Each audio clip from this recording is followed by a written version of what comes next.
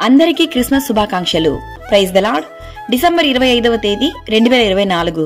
ఈరోజు దేవుని వాక్యము, పాపులను రక్షించుటకు క్రీస్తు యేసు లోకమునకు వచ్చెనను వాక్యము నమ్మదగినదియు పూర్ణాంగీకారమునకు యోగ్యమైనదియునయ్యున్నది.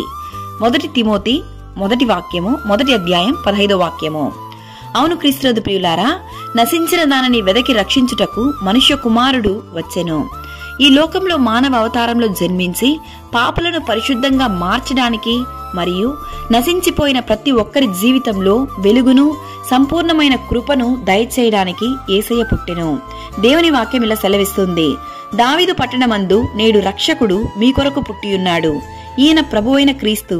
దేవుని సన్నిధిలో భార హృదయంతో మోకరించండి. క్రీస్తు సమాధానము, దేవుని దీవెనలను మీరు పొందుకొనెదరు. క్రీస్తు జన్మించిన ఈ దినాన అందరి జీవితంలో గొప్ప వెలుగు, సంతోషం, సమాధానం, సంపూర్ణమైన ఆశీర్వాదము ఆ దేవదేవుడు దయచేయునుగాక.